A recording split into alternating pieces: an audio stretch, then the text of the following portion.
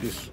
Mabait po na kaibigan si Jindut po kasi hindi niya po pinakita na di po siya naiwan sa lahat. Ganun. Tambay talaga, no? Pag-usapan po. Pag sinabing tumambay, tambay.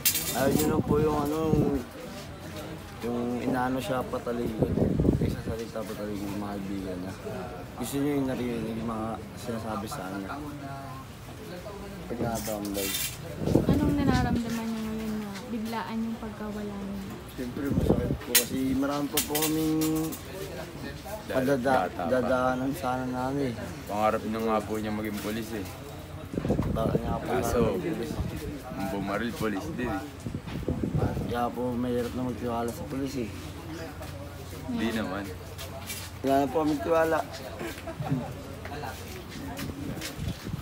Kahit 12% wala lang tiwala sa pulis eh.